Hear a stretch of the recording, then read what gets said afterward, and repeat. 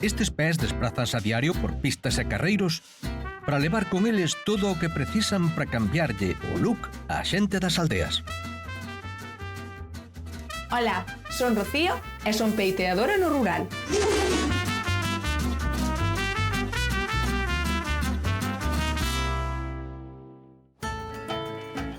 Hoxe ímonos mover pola contorna de Mondoñedo e ímolo facer acompañando en diferentes misións a Rocío Vizoso, a nosa estilista e peiteadora no medio rural. E as misións, todas elas, están destinadas a deixar ben guapas ás súas clientas. Rocío é peiteadora por vocación. Despois de traballar en salóns de peiteado da contorna, decidiu independizarse e pensou que mellor que ter un local de seu onde a xente acudise a el, ia ser ela a que se achegase á xente con todo o necesario para peiteala na súa propia casa.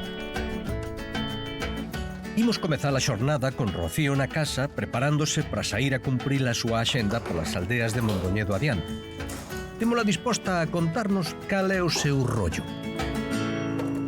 Pois o meu rollo é moi guai. O meu rollo é cortar pelos a domicilio. O sea que, non sei, pareceme unha idea que por aquí na Mariña non había. Recorro todo. Todo tipo de aldeas que hai ao redor da Mariña, povos... Teño xente moi maior que non pode sair ou non lle apetece sair da casa para coller un taxi e baixar á perruquería. Como teño xente nova que por horario laboral pois non se pode permitir perderse toda a tarde nunha perruquería. Ao principio era un pouco complicado porque ao estar acostumada a estar nunha peluquería que tes todo cerca de ti, neste caso non é así. O coche é a miña segunda vivienda, donde levo todo tipo de material. O básico é o secador e o peine, eso seguro, e unhas tixeiras. Pois teño o lavacabezas, que é unha cousa que chama moito a atención cando chego ás casas. É un lavacabezas portátil, o cal me axuda pois, a poder lavar as cabezas, para os tintes, as mechas, para os cortes... Unha maravilla, vamos. A Rocío non lle falta de nada. Preparados para comezar a viaxe con ela. E, como se pode ver, máis vale ir a ritmo se non queremos chegar tarde á nosa cita coa beleza e co estilo.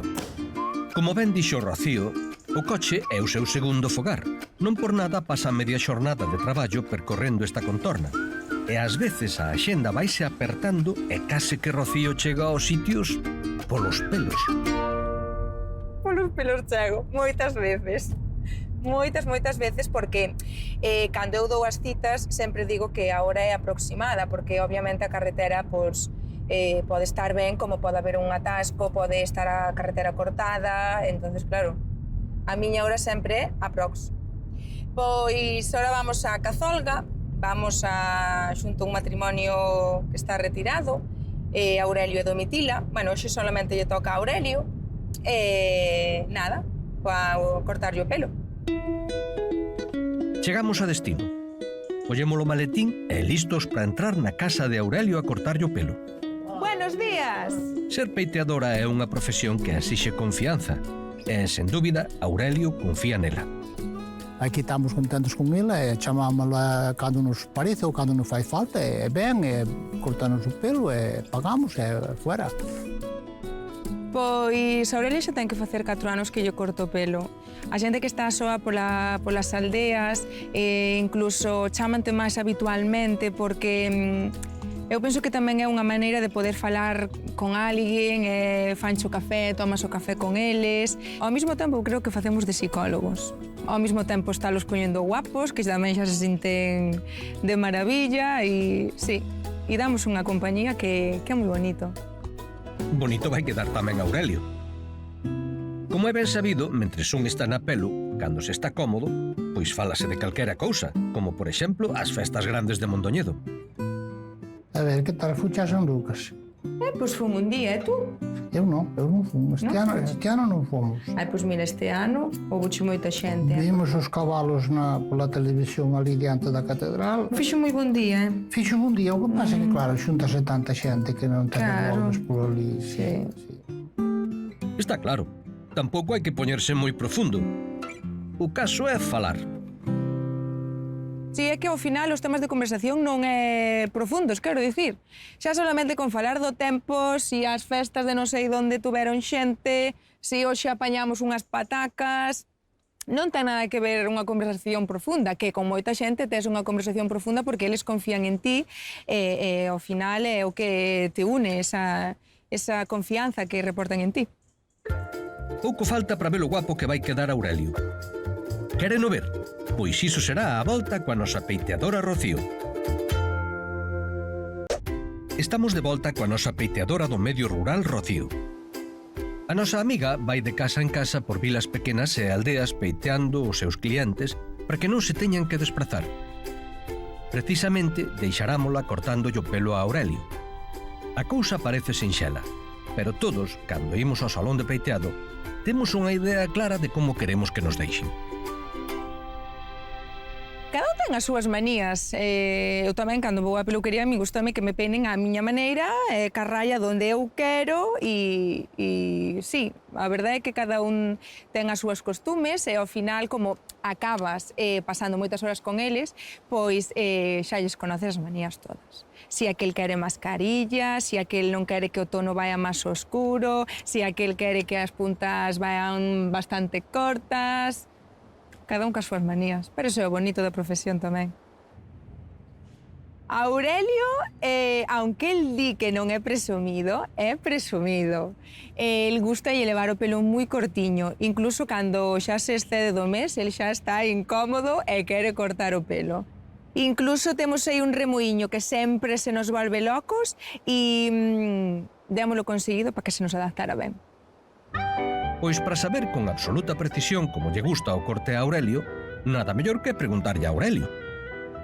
Ainda o curto ben, non quero grande, quero sempre pequeno.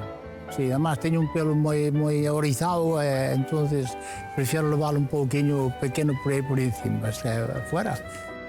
Confirmado. Gústalle pequeno, o que ven sendo curto.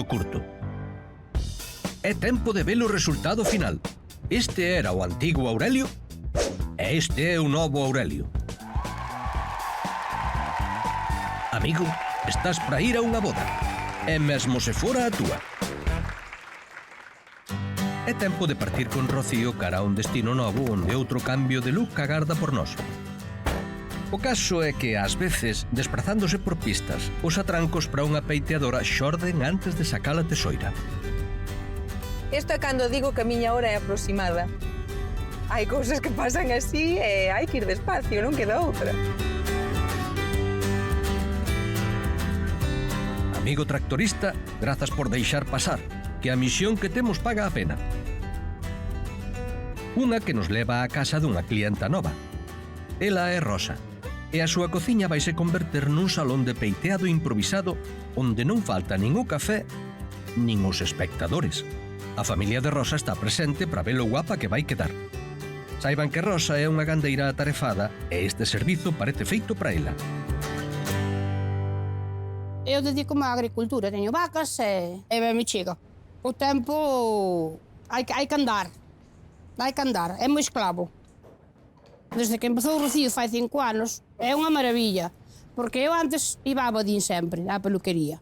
Ben, ela, a ver, non vou cheirando as vacas a estar na casa, pero ben, nem me cambio, nin me collo o coche, xa é un gasto. E si chega, a ver, séntate, xa me sento, é moi buena. Despois charlamos moito, porque eu tamén sou moito de palica, ela tamén. E ben, moi ben. Esta en media hora ou menos, porque agora me parece a mí que vou deixar de tiñir. E acabo antes. E mentres que iba a viña e tal, pois xa faigo outras cousas. Ou mellor vou buscar unhas vacas, ou saco unha cisterna de purín, ou o que seña. Venga, prepárame ben. Aunque vai a vella, eu quero estar guapo. Por supuesto. Di que sí, Rosa. Hai días que un quere verse na súa mellor versión. A nosa Rocío sabe ben que as aldeas galegas poden presumir de estar á moda. Sí que están á moda, sí. A veces parece que porque a xente é de aldea non temos que levar estilo. Eso é mentira. Nas aldeas tamén hai festas e para as festas a xente quere se arreglar. E xa non solamente por eso, unha cita médica ou mismamente verse ben co pelo arreglado. Que por ser de aldea non ten nada que ver de andar feito totalmente un descontrol. O sea, que a xente cuidase igual, cortan o pelo igual, tíñense. Por ser aldea non ten nada que ver, a verdade. Pouco queda para ver o cambio de rosa. Só fai falta agardar uns minutiños de nada.